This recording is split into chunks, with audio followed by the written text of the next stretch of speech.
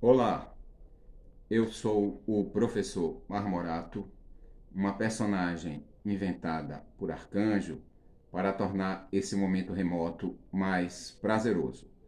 Se você é estudante do primeiro ano do ensino médio ou do eixo 6, então fica comigo que eu vou resumir aqui para você o que você precisa levar dessa primeira unidade para a segunda unidade nesse ano letivo 2020-2021 contínuo. Vamos lá? Então, o que é que você precisa saber?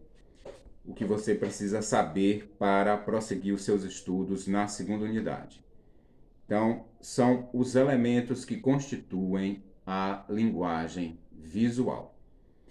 Então, se eu quero me expressar através da linguagem visual, como é que eu faço? Que elementos eu tomo para me expressar através da linguagem visual? Esses elementos são os mesmos das ciências exatas, da matemática, da geometria, da física, da química, das ciências no geral. Então, esses elementos são o ponto, a linha e o plano. O ponto, a linha e o plano são conceitos abstratos, são leis, são postulados criados pela ciência, são convenções, são representações. São chamados também de axiomas, ou de entes axiomáticos, ou de seres axiomáticos. O ponto, ele é usado para localização e ele é usado também muito para sinalização. Quando a gente chama um Uber, por exemplo, para o GPS, o número chamado é um ponto naquela malha, não é, descrita ali pelo GPS. Não é? E deixa eu mostrar aqui, tirar aqui para vocês do meu paletó um dado. Vejam como os pontinhos aqui são usados para sinalizar as faces. Ok? Então, por convenção, se diz que o ponto não tem nenhuma dimensão, que ele é adimensional. Então, o ponto é o equivalente do zero, do número zero, para a escrita gráfica. Então, a gente não começa a fazer nada se não utilizar o ponto. Se eu quero traçar uma linha, na hora que eu ponho o lápis ou a caneta ou a ponta do pincel no papel ou na tela, eu já estou ali determinando um ponto e a partir desse ponto eu traço a linha, que seria uma sucessão de pontos. A linha, ela, por convenção, ela só tem uma dimensão. Então, ela é a representação da extensão. Então, a linha é usada para delinear, não é? Para escrever, para desenhar os números. Tudo bem? E o plano nos dá a noção de superfície, não é? O plano, por convenção, ele é bidimensional. Ele só tem duas medidas, a altura e a largura. A linha, por convenção, ela é unidimensional. Ela só tem, então, uma dimensão, que seria a extensão. Tudo bem até agora?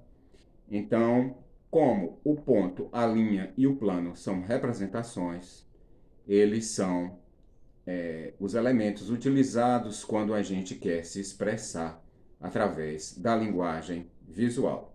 Então, eu tomei aqui como exemplo do ponto uma sementinha de pimenta do reino, está aqui. Então, aqui uma representação do ponto na natureza. Uma pequena sementinha pode servir como um exemplo de representação do ponto. Para representar a linha, eu escolhi aqui uma rama de jiboia, né, dessa plantinha decorativa, Então vejam como com a linha eu consigo desenhar, consigo escrever, consigo delinear. E como um exemplo assim de superfície, eu escolhi aqui uma folha de vegetal, uma folha de planta. Então vamos desprezar aqui essa espessura e pensar que essa folha tem apenas duas dimensões, altura e largura. Vamos desprezar aqui a profundidade. Tudo bem até agora? Então, são esses elementos aí que você precisa estar atento, porque são eles que estão na base aqui, né, da comunicação visual, da linguagem visual.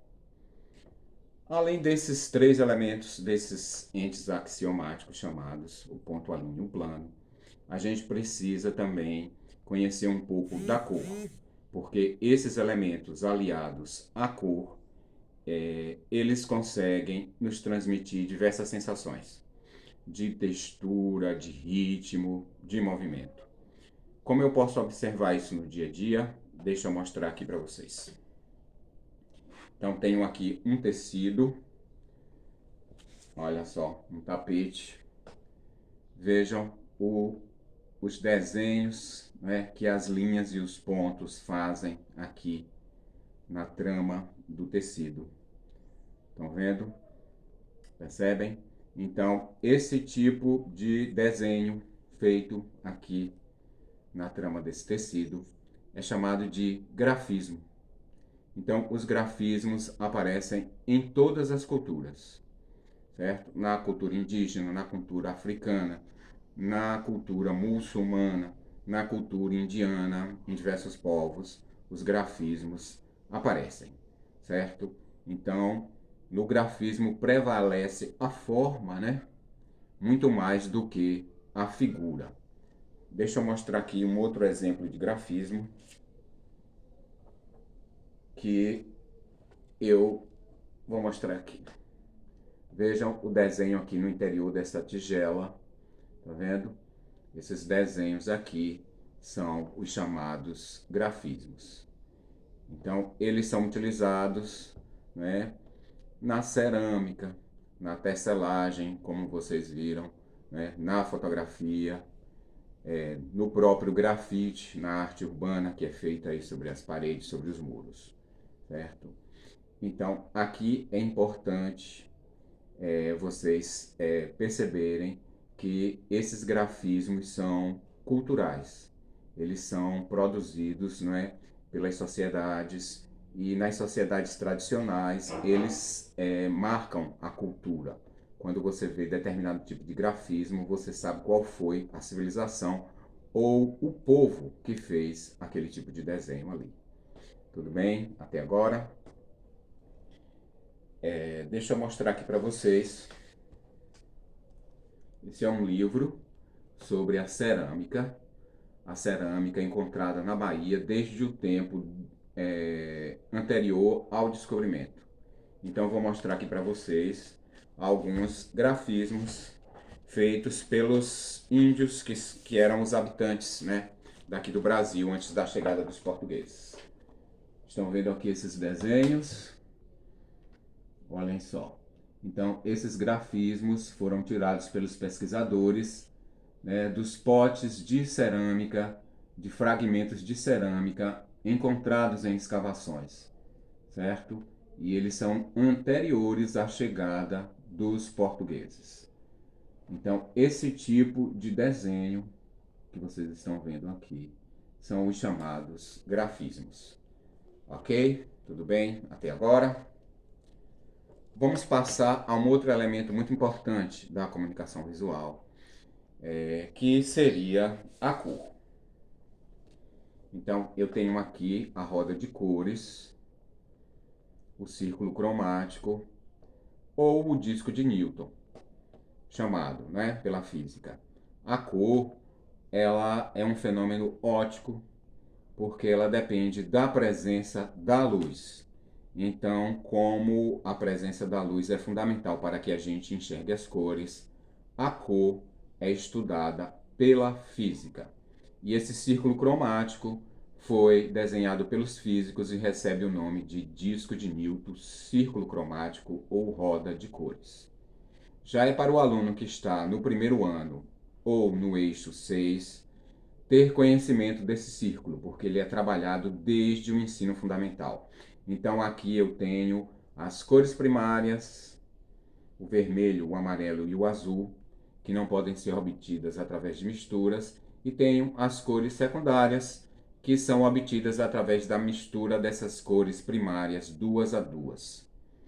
Como qualquer criança aí bem informada sabe, o vermelho com o azul forma o roxo, o vermelho com o amarelo forma o laranja e o azul com o amarelo forma o verde. Estas então seriam as cores secundárias. Tudo bem? Então é necessário que você que esteja no primeiro ano ou no eixo 6 estude o círculo cromático. Existem diversas atividades feitas para crianças aí disponíveis, né, no YouTube ou no próprio Google. Então, deem uma assistida nesse conteúdo, certo? Está presente aqui também no círculo cromático os contrastes encontrados entre as cores na natureza. Então, vou sinalizar aqui quais são: o verde e o vermelho, o azul e o laranja, o amarelo e o roxo. Esses são os maiores contrastes de cor, não é, encontrados na natureza e que são utilizados aí tanto nas artes quanto nas ciências exatas também para o estudo, né, das ondas e para o estudo mesmo da ótica. Tudo bem até agora? Com as cores, nós podemos criar texturas e nós podemos criar também manchas que nos dão a sensação de profundidade.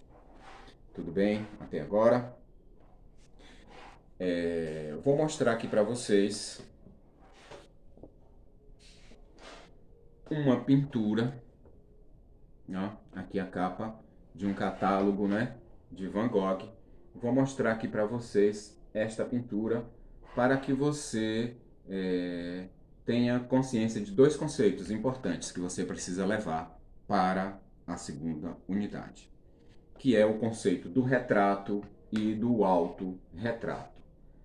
O retrato é aquela foto que a gente faz de alguém, da nossa mãe, do nosso irmão, do nosso amigo, para postar no Facebook, no Instagram, nas redes sociais. Então, ali é um retrato que eu tiro de uma pessoa a partir do meu olhar, né? A partir da minha experiência de vida, a partir da minha sensibilidade, eu olho para alguém e com o uso da câmera eu faço o retrato. O autorretrato seria uma imagem feita pela própria pessoa de si mesmo, como os artistas fazem aqui no caso. Tenho aqui o autorretrato de Van Gogh, uma pintura do rosto dele feita por ele mesmo. Compreendem? No celular, a selfie nos dá o nosso autorretrato, que é diferente da foto que alguém tira de nós, que seria o nosso retrato. Claro isso? Outra coisa que você precisa levar, não é, do primeiro ano e do eixo 6 para a segunda unidade é a leitura de imagem. Então, nós podemos fazer três tipos de leitura de imagem. Primeiro, uma leitura formal, uma leitura da forma. Seria o quê? Eu vou dizer que cores eu tenho aqui, eu vou dizer qual é a textura que isso tem, se isso tem uma textura lisa, se isso tem uma textura feita com uma tinta. Eu posso dizer quais foram as figuras geométricas que foram empregadas aqui. Estão compreendendo? Eu posso analisar a composição, se tem figuras em primeiro plano, se tem figuras em segundo plano, tá? Então, essa seria uma leitura formal de uma imagem. Eu posso fazer também uma leitura interpretativa de uma imagem. Eu posso, não é, perguntar, por exemplo, quem fez isso aqui, por que fez isso aqui, para que fez isso aqui.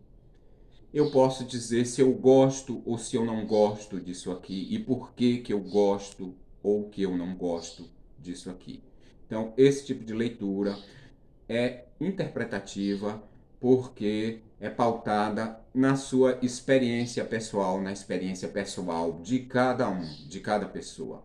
Então, essa interpretação vai trazer muito da subjetividade e do conhecimento pessoal de cada um, da história de vida de cada pessoa. Então, esse tipo de leitura de uma imagem seria uma leitura interpretativa. Nós podemos fazer também uma leitura histórica, contextualizada de um trabalho, né, de um trabalho de arte.